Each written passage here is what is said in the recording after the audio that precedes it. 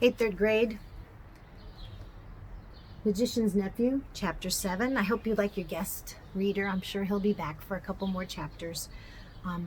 This chapter is called What Happened at the Front Door. I'm here outside, by the way, in Wisconsin. It's beautiful weather that we're having. "Now, slave, how long am I to wait for my chariot?" thundered the witch. Uncle Andrew cowered away from her. Now that she was really present, all the silly thoughts he had while looking at himself in the glass were oozing out of him. But Aunt Letty at once got up from her knees and came over to the center of the room. "And who is this young person, Andrew, may I ask?" said Aunt Letty in icy tones. "Distinguished foreigner, very, very important person," he stammered. "Rubbish," said Aunt Letty, and then turning to the witch, "Get out of my house this moment, you shameless hussy, or I'll send for the police." She thought the witch must be someone out of a circus, and she did not approve of bare arms. "What woman is this?" said Jadis. "Down on your knees, minion, before I blast you." "No strong language in this house, if you please, young woman," said Aunt Letty. Instantly, as it seemed to Uncle Andrew, that the queen towered up to an even greater height.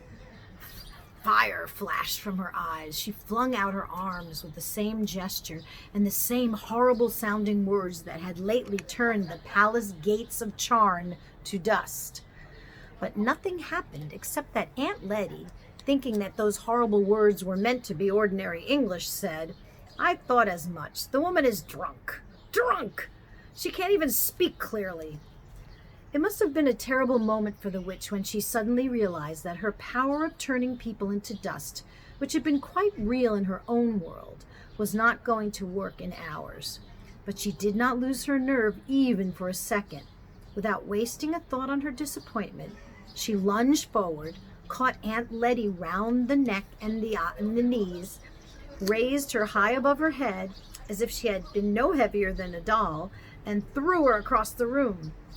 While Aunt Letty was still hurling through the air, the housemaid, who was having a beautifully exciting morning, put her head in at the door and said, "If you please, sir, the hansom's here." "Hansom's come." "Lead on, slave," said the witch to Uncle Andrew. He began muttering something about regrettable violence. "Really must protest."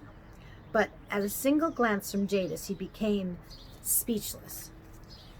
She drove him out of the room and out of the house, and Diggory came running down the steps just in time to see the front door close behind them.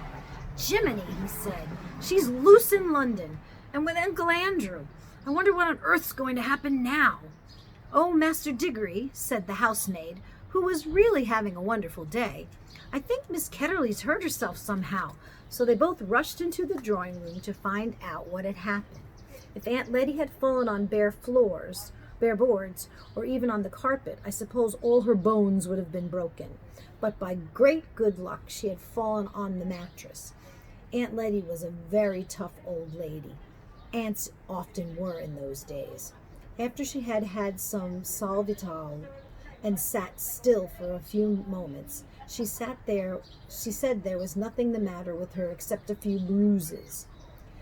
Very soon she was taking charge of the situation.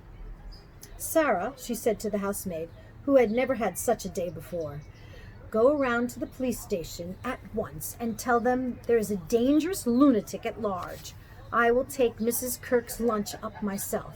Mrs. Kirk was, of course, Diggory's mother. When Mother's lunch had been seen to, Diggory and Aunt Letty had their own. After that, she did some hard thinking. The problem was how to get the witch back to her own world, or at any rate out of ours, as soon as possible. Whatever happened, she must not be allowed to go rampaging around about the house. Mother must not see her, and if possible, she must not be allowed to go rampaging around London either. Diggory had not been in the drawing room when she tried to blast Aunt Letty, but he had seen her blast the gates at Charn, so he knew her terrible powers and did not know that she had lost any of them by coming into our world. And he knew she meant to conquer the world, our world. At the present moment, as far as he could see. She must be blasting Buckingham Palace or the Houses of Parliament, and it was almost certain that quite a number of policemen had now been reduced to little heaps of dust, and there didn't seem to be anything he could do about that. But the rings seemed to work like magnets, Diggory thought. If I can only touch her and then slip on my yellow, then we shall both go into the wood between the worlds. I wonder, will she go all faint again there? Was that something the place does to her, or was it only the shock of being pulled out of her own world? But I suppose I'll have to risk that. And how am I to find the beast? I don't suppose Aunt Letty would let me go out, not unless I said where I was going. And I haven't got more than 2 pence. I need an amount of money for buses and trams if I went looking all over London. Anyway, I haven't the faintest idea where to look. I wonder if Uncle Andrew is still with her. It seemed in the end that the only thing he could do was to wait and hope that Uncle Andrew and the witch would come back. If they did, he must rush out and get hold of the witch and put on his yellow ring before she had a chance to get into the house. This meant that he must watch the front door like a cat watching a mouse's hole. He had dared not leave his post for a moment. So he went into the dining room and glued his face, as they say, to the window. It was a bow window from which you could see the steps up to the front door and see up and down the street, so that no one could reach the front door without your knowing. I wonder what Polly's doing, thought Diggory. He wondered about this a good deal as the first slow half hour ticked on. But you need not wonder, for I am going to tell you. She had gone home late for her dinner, with her shoes and stockings very wet, and when they asked her where she had been and what on earth she had been doing, she said that she had been out with Diggory Kirke. Under further questioning, she said she had got her feet wet in a pool of water, and that the pool was in a wood. Asked where the wood was, she said she didn't know. Asked if it was in one of the parks, she said truthfully enough that she supposed it might be a sort of park. From all this, Polly's mother got the idea that Polly had gone off without telling anyone to some part of London she didn't know, and gone into a strange park and amused herself jumping into puddles. As a result, she was told that she had been very naughty indeed, and that she wouldn't be allowed to play with that Kirke boy anymore if any of the sort ever happened again. Then she was given dinner with all the nice parts left out and sent to bed for 2 solid hours. It was a thing that happened to one quite often in those days. So while Diggory was staring out of the dining room window, Polly was lying in bed, and both were thinking how terribly slow the time could go. I think myself I would rather have been in Polly's position. She had only to wait for the end of her 2 hours. But every few minutes Diggory would hear a cab or a baker's van or a butcher's coming around the corner and think, here she comes, and then find it wasn't. And in between these false alarms, for what seemed hours and hours, the clock ticked on, and one big fly high up and far out of reach buzzed against the window. It was one of those houses that get very quiet and dull in the afternoon and always seem to smell of mutton. During his long watching and waiting, one small thing happened, which I shall have to mention, because something important came of it later. A lady called with some grapes for Diggory's mother, and as the dining room door was open, Diggory couldn't help overhearing Aunt Letty and the lady as they talked in the hall. "What lovely grapes," came Aunt Letty's voice. "I'm sure if anything could do her good, these would. But poor dear little Mabel, I'm afraid it would need fruit from the land of youth to help her now. Nothing in this world will do much." Then they both lowered their voices and said a lot more that he could not hear. If he had heard that bit about the land of youth a few days ago, he would have thought Aunt Letty was just talking about meaning without meaning anything in particular, the way grown-ups do, and it wouldn't have interested him.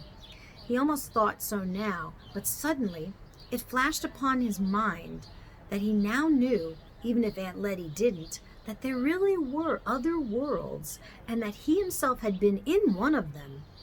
At that rate, there might be a real land of youth somewhere. There might be almost anything. There might be fruit in some other world that would really cure his mother. And well, you know how it feels if you begin hoping for something that you want desperately, badly. You almost fight against the hope because it's too good to be true. You've been disappointed so often before. That was how Diggory felt.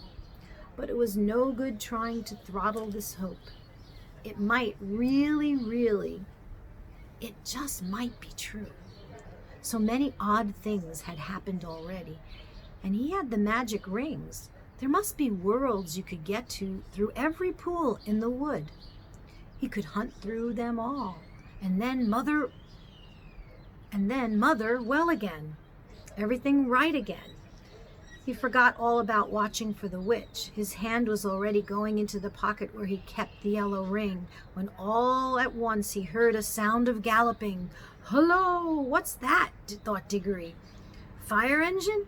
I wonder what house is on fire. Great Scott, it's coming here. Why, it's her!" He needn't tell you who he meant by her. First came the hansom. There was no one in the driver's seat. On the roof, not sitting, but standing on the roof, swaying with superb balance as it came at full speed around the corner with one wheel in the air, was Jadis, the Queen of Queens and the terror of Charn. Her teeth were bared, her eyes shone like fire, and her long hair streamed out behind her like a comet's tail. She was flogging the horse without mercy. His nostrils were wide and red, and his sides were spotted with foam. He galloped madly up to the front door, missing the lamppost by an inch, and then reared up on his hind legs. The hansom crashed into the lamppost and shattered into several pieces. The witch, with a magnificent jump, had sprung clear just in time and landed on the horse's back. She settled herself astride and leaned forward, whispering things in its ear. They must have been things meant not to quiet, but to madden it. It was on its hind legs again in a moment, and its neigh was like a scream. It was all hooves and teeth and eyes and tossing mane. Only a splendid rider could have stayed on its back. Before Diggory had recovered his breath, a good many other things began to happen. A second hansom dashed up close behind the first. Out of it there jumped a fat man in a frock coat and a policeman.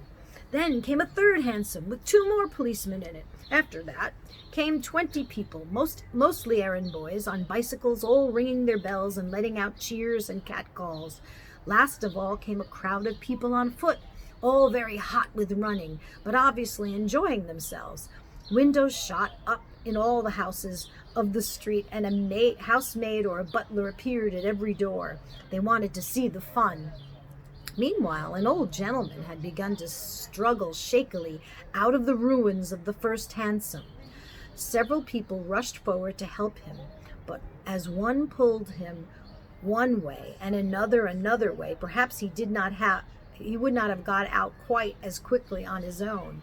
Diggory guessed that the old gentleman must be Uncle Andrew, but you couldn't see his face. His tall hat had been bashed down over it. Diggory rushed out and joined the crowd. That's the woman, cried the fat man, pointing at Jadis. "Do your duty, constable. Hundreds and thousands of pounds worth she's taken out of my shop. Look at that rope of pearls around her neck. That's mine. And she's given me a black eye, too, what's more." That she has, governor," said one of the crowd, "and as a lovely black eye as I wish to see. Beautiful bit of work that must have been. Gore, ain't she strong, then? You ought to put a nice raw beefsteak on it, mister. That's what it wants," said the butcher's boy. "Now then," said most important of the policemen, "what's all this 'ere? I'll tell you, began the fat man, when someone else called out, "Don't let that old cove in the cab get away, ere put her up to it." The old gentleman, who was certainly Uncle Andrew, had just succeeded in standing up and was rubbing his bruises. "Now then," said the policeman, turning to him, "what's all this?" "Woomph, poomph, slumph," said Uncle Andrew's voice from inside the hat. "None of that now," said the police sternly. "You'll find this is no laughing matter. Take that off. See?" This was more, so it's actually "take that hat off, see?" meaning the hat. This was more easily said than done, but after Uncle Andrew had struggled in vain with that hat for some time, 2 other policemen seized it by the brim and forced it off. Thank you," said Uncle Andrew in a faint voice. "Thank you, dear me. I am terribly shaken. If someone could give me a small glass of brandy." "Now you attend me, if you please," said the policeman, taking out a very large notebook and a very small pencil. "Are you in charge of that there young woman?" "Look out," called several voices, and the policeman jumped a step backward, just in time. The horse had aimed a kick at him, which would probably have killed him. Then the witch wheeled the horse around so that she faced the crowd and its hind legs were on the footpath. She had a long, bright knife in her hand and had been busily cutting the horse free from the wreck of the hansom. All this time Diggory had been trying to get into a position from which he could touch the witch. This wasn't at all easy because on the side nearest to him there were too many people, and in order to get around to the other side, he had to pass between the horse hooves and the railings of that area that surrounded the house, for the Ketterleys' house had a basement. If you know anything about horses, and especially if you had seen what a state that horse was in at the moment, you would realize that this was a ticklish thing to do. Diggory knew lots about horses, but he set his teeth and got ready to make a dash for it as soon as he had a favorable moment. A red-faced man in a bowler hat had now shouldered his way to the front of the crowd. "Hi, policeman," he said. "That's my horse. What she's sitting on came as my cab, what she's made matchwood of." "One at a time, please, one at a time," said the policeman. "But there ain't no time," said the cabby. "I know that 'orse better'n you. 'Tain't no ordinary 'orse. His father was officer charge in the cavalry, was, and if the young woman goes on exciting him, there'll be murder done. Let me get at him." The policeman was only too glad to have a good reason for standing further away from the horse. The cabby took a step nearer, looked up at Jadis, and said in a not unkindly voice, "Now, missy, let me get at this is Ed, and just you get off. You're a lady, and you don't want all these ruffians going for you, do you? You want to come home and have a nice cup of tea and lay down quiet like, then you'll feel ever so much better." And at the same time he stretched out his hand toward the horse's head with these words, "Steady, Strawberry, old boy, steady now." Then for the first time the witch spoke. "Dog!" came her cold, clear voice, ringing loud above all the other noises. "Dog, unhand your royal charger. We are the Empress Jadis." So the hansom is a cab. So it's like a horse-drawn cab. And a lot of what he's talking is kind of like a Cockney accent, so he calls it an horse instead of a horse. And he says hexciting him instead of exciting him. So there's a lot of words that are regionalisms in London and different types of English accents. Magician's Nephew, Chapter 7. See you later.